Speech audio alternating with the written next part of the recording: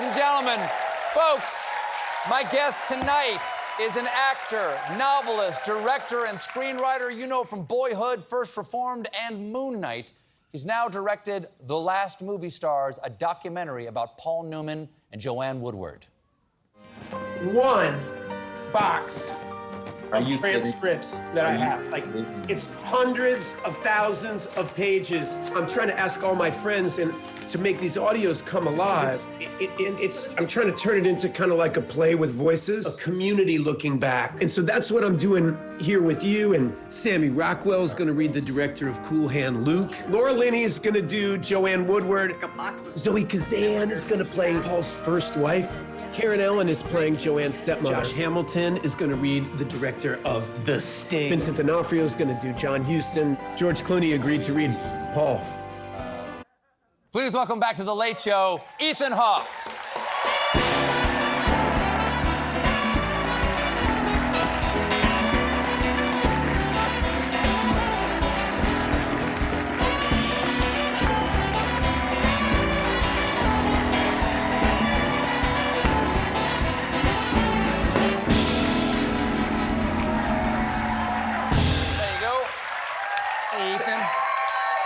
That's so nice. I appreciate it, you guys.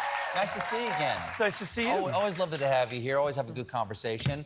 But I got to ask you about this documentary here. Tell us a little bit of what's happening in that clip there, because I think as great as an actor as you are, we don't necessarily associate you with Paul Newman and Joanne Woodward. And I'm curious how this came to be and what the heck is actually happening in that clip. All right, what did you just show the world? Exactly. Yes, okay, that's my job to tell you.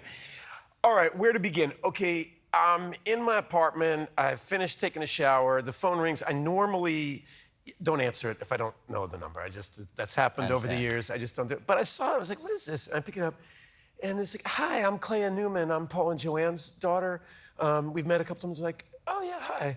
And somebody's a friend of a friend gave her the number. And she's like, listen, would you direct a documentary about my parents? I was like, shouldn't you call a documentarian? You know, I mean, wow. And she was like, well, you know, my parents over the years have come to represent a kind of icon of celebrity, but the truth is they dedicated their life to the performing arts, and that's what they're famous for, is for being great actors. Mm-hmm. And we thought it might be a cool idea if another actor directed a documentary. And so I tried to figure out how to say no politely. You know, Sure. What an honor. What an Thank you honor. so I'm much. so glad you thought of me. But yeah. Sure, I'll do that. And I looked over at my wife and she was like, oh my God, you know, because I knew it was going to hijack my brain. You know, they're two huge careers, 50-year careers, 50-year love affairs. These are civil activists, they're family people, they're lovers. Like great lovers of each other. And they made meaningful, substantive art for 50 years, which is what, you know, that's the church of my choice, right? Mm-hmm. You know? And so I thought I'd have to do it. My wife then said to me, all right, I'll help you as long as you promise not to put yourself in it. Right? She's like, I just don't want you to get somebody nice to do the narrator. Don't insert yourself all over it. Don't turn this into some... Your wife doesn't think you're nice? No, she thinks I'm nice. I don't know. She definitely, I mean, she loves me, but the point is, she was like, let's focus this, because we'd made one other little documentary called Seymour: An Introduction that we're really proud of, but she was always... I inserted myself in that documentary, and she produced that one too. And she was like, you got to make it about them. Don't make it about you. I was like, definitely agreed. Shake hands. Okay. I know this is the longest first answer to a question ever. I got nothing but time. Okay, well, so here's what happened. So I'm like, all right, well, to the family, I'm like, well, what do you have? Well, they had something really amazing, which was Paul had set out to write a memoir about 1986 to 1981. And he and his best friend, Stuart Stern, who was a famous screenwriter, he wrote Rebel Without a Cause and a lot of other great movies. They were like, all right, here's what we're gonna do. We're gonna interview all our closest friends. We're gonna invite our friends. We'll interview Kazan, Altman, John Huston, Scorsese, you know, all of the great filmmakers that you worked with. But we'll also interview your ex-wife, the nanny, the cleaning lady. We'll interview everybody. And Paul had this idea, like, all right, because we don't live in a vacuum. We don't live in isolation. We live in relationship to other people. So And we often rewrite our own story from our own point of view and don't know the truth anymore. and he wanted to do this collection of encompassing other people's points of view. Exactly. And the problem is, he then got completely bored or irritated with the project, and he just got, apparently took them to the dump and set them on fire. The audio tapes, right? And He burned all the audio tapes. Yeah, well, he burned most of them. We found a couple, but they were unusable. But we had the transcripts to Stewart had written them down. How many pages are we talking here?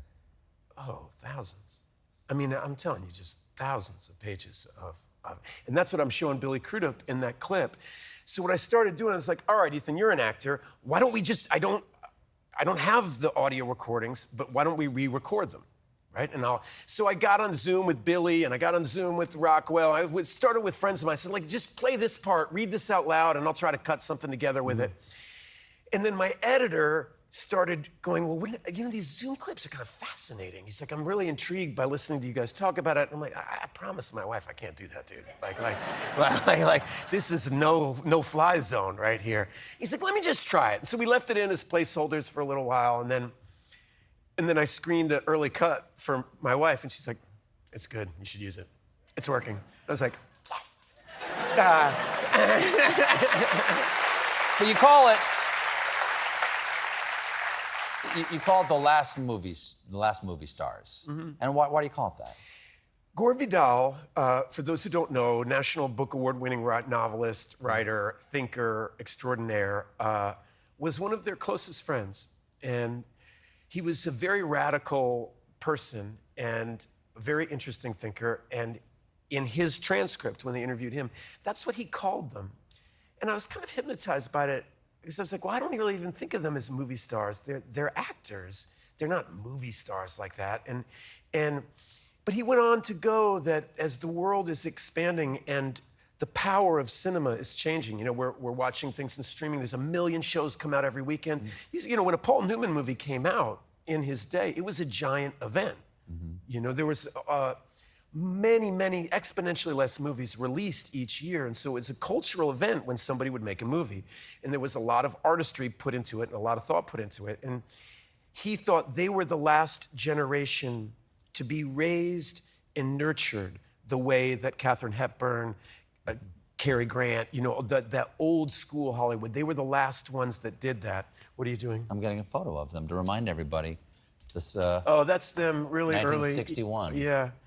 And this is a time period, what he goes on to say is that in the 50s, look, they were in class. Listen to this. So they're in class with Marlon Brando, acting class, Actors Studio, the 50s, with Marlon Brando, James Dean, Geraldine Page, Marilyn Monroe, Ben Gazzara, this unbelievable, it's like 52 students. They're all unbelievable, and they changed storytelling. They changed the way we made movies. That was their generation.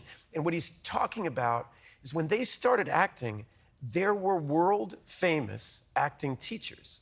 You had Lee Strasberg, Stella Adler, Uta Hagen, Sanford Meisner. You had famous people who teach acting.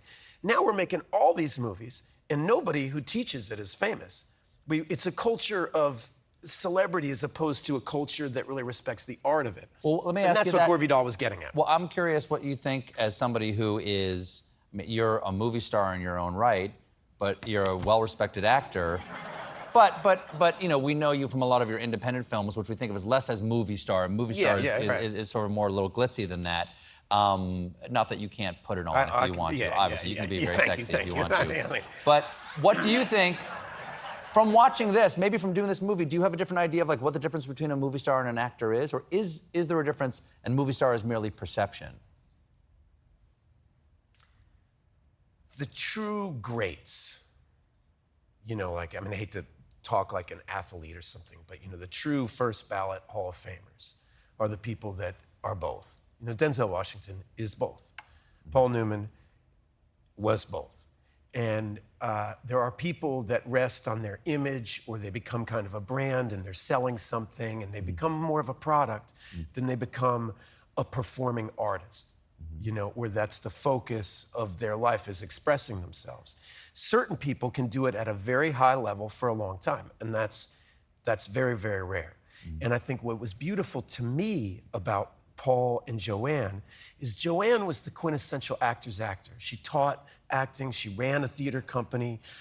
Yeah, she won an Oscar. Yeah, she had a lot of those kind of ancillary elements of success. But she was a true blue lover of the craft of acting. Telling a story anyway. She'd do a TV movie. She'd go on the Carol Burnett show. She'd wear a funny wig. She'd do something serious and work for Scorsese. She wanted to act. Paul was a cinema luminary. He is a movie star, you know, you ready? I'm showing you another photo because I think this might be the most beautiful photograph ever taken of a man. And this is him in 63 in Venice. It's on his way to the premiere of HUD, you know, one of the greatest movies of all time. One of the great, yeah, that's a movie star right there. That is a movie star right there. That, you know, when I was cutting the movie together, I accidentally put that photo in like 17 times. I was like, another time my wife was like, easy with that photo, okay? We have to take a quick break, but we'll be right back with more Mr. Ethan Hawke, everybody. Stick around.